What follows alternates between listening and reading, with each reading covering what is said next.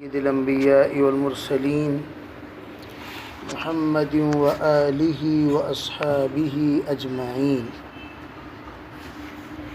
فأعوذ بالله من الشيطان الرجيم. بسم الله الرحمن الرحيم.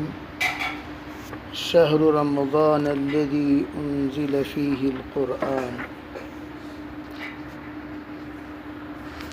عن علي رضي الله تعالى عنه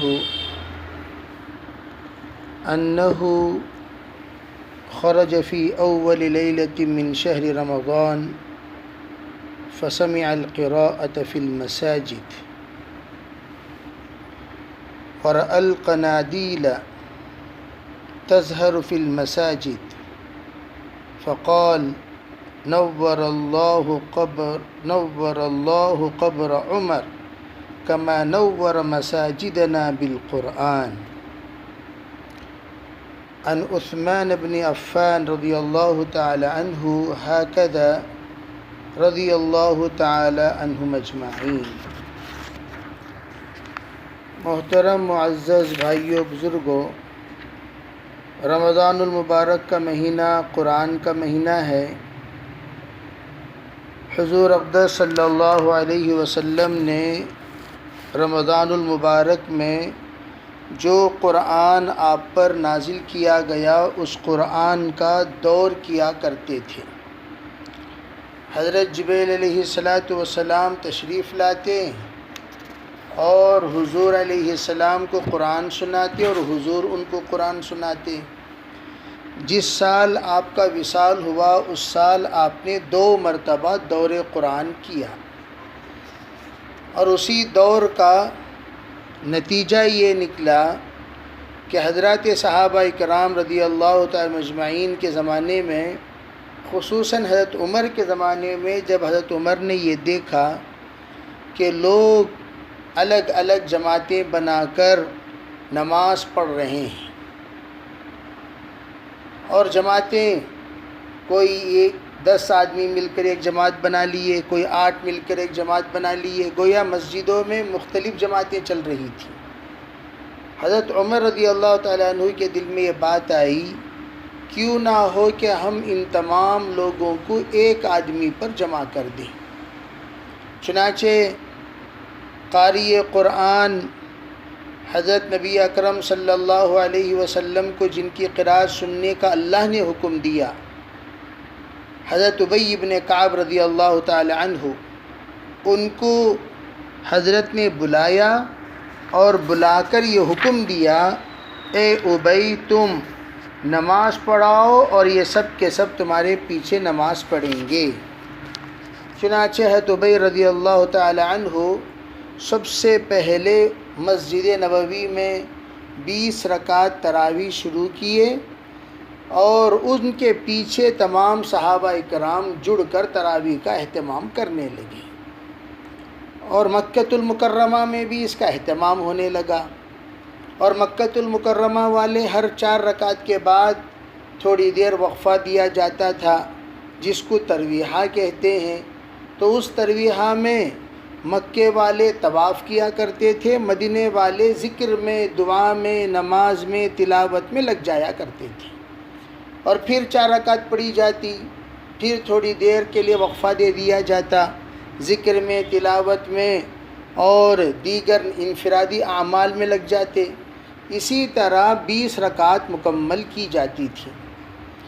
تو حضرت علی رضی اللہ تعالی عنہ اسی کو یہاں نقل فرماتے ہیں کہ جب نکلے تو انہوں نے دیکھا کہ رمضان المبارک میں مسجدوں میں قرآن پاک کی قرأت کی آواز آ رہی ہے اور قندیلیں جل رہی ہیں، مسجد بالکل روشن ہے، رات میں بھی روشنی اور قرآن پاک کی تلاوت کی آواز سنائی دینے لگی. تو حضرت علی رضی اللہ تعالیٰ عنہ کو بڑا اچھا لگا، اس لیے کہ مسجدیں اس زمانے میں عشاء کی نماز کے بعد اندھیری ہو جایا کرتی تھی، اس کے بعد کوئی روشنی وہاں نظر ہی نہیں آتی تھی. لیکن جب حضرت علی نے دیکھا باقاعدہ روشنی ہے، باقاعدہ ماشاءاللہ قرآن پاک کی تلاوت کی آواز آ رہی ہے، تو دل اتنا باغ باغ ہوا حضرت علی رضی اللہ تعالی عنہ دعا دینے لگے حضرت عمر کو، کہنے لگے اللہ حضرت عمر کے قبر کو ایسے ہی نورانی بنا دے جیسے انہوں نے ہماری مسجدوں کو نورانی بنا دیا۔ تو اس سے پتہ چلا اندھیرے میں تراویح نہیں پڑھنی چاہیے، لائٹ بند کر کے تراویح پڑھیں گے تو سب کے سب سو جائیں گے، امام صاحب قرات کرتے رہیں گے، سب کے سب مراقبہ کرتے رہیں گے۔ تو صحابہ نے بھی باقاعدہ اپنی مسجدوں میں قنادیل کے ذریعے سے روشنی اجاگر کی تاکہ لوگ اب بیدار رہیں، قرآن کو بشاشت کے ساتھ سنیں اور قرآن کی طرف متوجہ ہوں اور قرآن پاک کی طرف کان لگائیں اور آنکھیں کھلی رہیں۔ اس کے لیے انہوں نے اہتمام کیا۔ اسی طرح علماء یہ فرماتے ہیں حضرت عثمان رضی اللہ تعالی عنہ نے بھی اسی طرح کے الفاظ ارشاد فرمائے جو الفاظ یہاں حضرت علی نے ارشاد فرمایا۔ اب یہی بات یہاں ایک ہے قیام اللیل، ایک ہے صلاۃ اللیل۔ یہ بہت اہم باب ہے، اہم مسئلہ ہے۔ اس کے سلسلے میں انشاءاللہ میں آپ کو کل وضاحت کے ساتھ بتاؤں گا۔ صلاۃ اللیل اور قیام اللیل، قم اللیل الا قلیلا نصفہ او انقص منہ قلیلا، جو سورہ مزمل میں اللہ نے حضرت نبی اکرم صلی اللہ علیہ وسلم کو حکم دیا، اس سے مراد تہجد کی نماز ہے۔ صلاۃ اللیل سے مراد تراویح کی نماز ہے۔ نمازیں دو ہوتی ہیں، ایک تہجد کی ہوتی ہے اور ایک تراویح کی ہوتی ہے۔ تراویح کی نماز اور تہجد کی نماز یہ دونوں کے دونوں الگ الگ نمازیں ہیں، اور لوگ کرتے کیا ہیں، تراویح کی نماز کو اور تہجد کی نماز کو دونوں ملا دیتے ہیں۔ تہجد کو ملا دیے تراویح کے ساتھ، تراویح کو ملا دیے تہجد کے ساتھ، یہ بالکل غلط ہے۔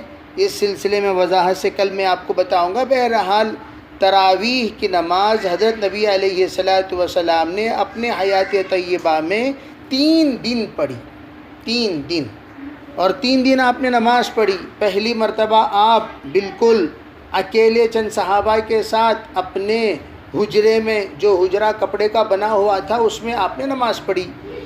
تو صحابہ اکرام دوسرے دن خوشی کا اظہار کیے۔ جیسے اب جو ماحول چل رہا ہے، جہاں جہاں تراویح ہو رہی ہے، ان کی اطلاع جب دیگر لوگوں تک پہنچتی ہے تو لوگوں کے دل مچلنے لگتے ہیں، وہ بے چین و بے قرار ہو جاتے ہیں اور حاضری کی تمنا رکھتے ہیں کہ بھئی چلو بھئی کم از کم یہاں تراویح مل جائے، وہاں تراویح مل جائے، پورا قرآن سننے کا موقع مل جائے۔ اور اس زمانے میں حضرات صحابہ اکرام کے اعمال کی حرص کا کون اندازہ لگا سکتا ہے۔ حضرات صحابہ تو صحابہ تھے، تو انہوں نے جب سنا کہ حضور نے کل نماز پڑھائی 20 رکعت نماز، تو اتنا ان کے اندر حوصلہ پیدا ہوا شرکت کا کہ وہ دوسرے دن پوری مسجد بھر گئی۔ آپ علیہ الصلاۃ والسلام حسب معمول آپ نے اپنی عشاء کی نماز کے بعد تھوڑی دیر وقفے میں رہے، پھر آپ 20 رکعت نماز پڑھانا شروع کر دیا۔ تو صحابہ اکرام بڑی خوشی کے ساتھ نماز پڑھے۔ تیسرے دن ہوا یہ کہ تیسرے دن مجمع بہت زیادہ بڑھ گیا، تو آپ کو اس کی پوری اطلاع نہیں کہ کتنا مجمع بڑھا، تو آپ نے نماز پڑھا دی۔ چوتھے دن اور بھی بڑھ گیا، آپ کو اطلاع دی گئی کہ اللہ کے رسول اس وقت مجمع دن بدن بڑھتا جا رہا ہے، یہاں سے وہاں، وہاں سے وہاں، وہاں سے وہاں تک مجمع پہنچ گیا۔ آپ نے چوتھے دن نماز نہیں پڑھائی۔ بعض کہتے ہیں کہ تیسرے دن ہی سے آپ نے نماز نہیں پڑھائی، 2 دن پڑھائی اور پھر تیسرے دن سے آپ نے نماز پڑھانا بند کر دیا، اور انتظار کرتے رہے۔ تہجد کی نماز پڑھ کر صحابہ اکرام پورے کے پورے سحری کرنے کے لیے اپنا گھر چلے گئے۔ پھر فجر کی نماز پر آپ علیہ السلام تشریف لائے۔ حضرات صحابہ اکرام حیرت کی نگاہوں سے حضور اقدس صلی اللہ علیہ وسلم کی طرف تاک کر دیکھتے ہوئے کہنے لگے، اللہ کے رسول کیا بات ہے، آپ کل ہم تک نماز پڑھانے کے لیے آپ تشریف نہیں لائے، کیا بات ہے؟ اس وقت میں حضرت نے اپنا عذر پیش فرمایا تھا۔ عذر یہ پیش کرتے ہوئے کہا، اگر میرا عمل اللہ کو پسند آ جاتا تو اللہ جل جلالہ امن والہ میں جو عمل کرتا ہوں وہ عمل تم لوگوں پر واجب کر دیتے، اور پھر تمہارے لیے وہ نماز مشکل ہو جاتی. اس لیے آپ نے اس کا اہتمام، اس لیے کہ آپ جو عمل تواتر کے ساتھ کرتے ہیں وہ عمل واجب ہو جاتا ہے. بہرحال اس کا آپ حضرات لحاظ رکھیں کہ اللہ جل جلالہ امن والہ نے جو نعمت ہمیں دی ہے، اس نعمت کی ہم قدر کریں اور اس کا اہتمام کریں. اور یہ کتنی بڑی نعمت ہے، انشاءاللہ کل اس کے سلسلے میں تفصیل سے بات بتائی جائے گی. بس حضرت عائشہ صدیقہ رضی اللہ تعالی عنہا کی روایت میں بتا دیتا ہوں، کان النبی صلی اللہ علیہ وسلم یرغبہم فی قیام رمضان من غیر ان یأمرہم بعزیمۃ. حضرت عائشہ فرماتی ہیں اللہ کے رسول علیہ السلام صحابہ اکرام کو قیام رمضان کی ترغیب دیا کرتے تھے، اور آپ حکم نہیں فرمایا کرتے تھے. آپ نے حکم نہیں فرمایا بلکہ ترغیب دی.